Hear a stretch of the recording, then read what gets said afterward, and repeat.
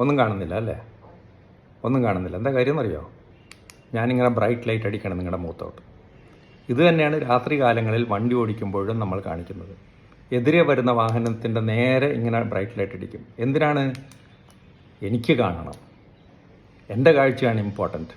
ഞാൻ സ്വാർത്ഥനാണ്, സെൽഫിഷാണ്. നിങ്ങൾക്ക് കണ്ടില്ലെങ്കിലും സാരമില്ല. നിങ്ങൾ കാണാത്തത് കൊണ്ട് വേറെ എവിടെയെങ്കിലും പോയി ഇടിച്ച് നിങ്ങൾക്ക് പരിക്ക് പറ്റിയാലോ മരിച്ചാലോ എനിക്ക് പ്രശ്നമില്ല. എനിക്ക് കാണണം. എത്ര സെൽഫിഷായിട്ടുള്ള സ്വഭാവമാണ്. ഈ സ്വഭാവം നമ്മൾ ഇന്ന് തന്നെ നിർത്തുക. റോഡിലെങ്കിലും കാണിക്കാതിരിക്കുക.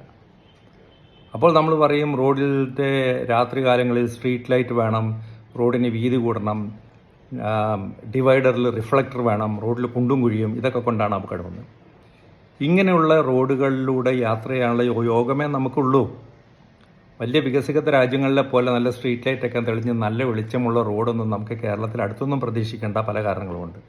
അപ്പോൾ ഉള്ള ഫെസിലിറ്റി വെച്ചിട്ട് എങ്ങനെ അപകടം ഒഴിവാക്കാം എന്നുള്ളതാണ് പറയുന്നത്. രാത്രി കാലങ്ങൾ ഇങ്ങനെ കാണിച്ചിട്ട് ഞാൻ സ്വാർത്ഥനാണ് എന്ന് കൂടെയുള്ള പാസഞ്ചേഴ്സിനോടും നാട്ടുകാരോടും വിളിച്ചറിയിക്കുന്ന മോശ സ്വഭാവം നിർത്തി പരസ്പര ബഹുമാനത്തോടെ എതിരെ വരുന്ന വാഹനത്തിന് ഡിം ലൈറ്റ് കാണിക്കുക.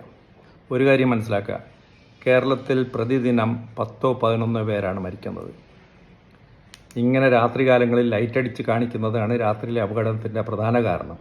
ഈ 10-11 പേരുടെ മരണത്തിന് നിങ്ങൾ ഒരു കാരണമാകാതിരിക്കാൻ വേണ്ടിയാണ് ഈ പറയുന്നത്. ആ കുറ്റബോധം വരാതിരിക്കാൻ വേണ്ടിയാണ്.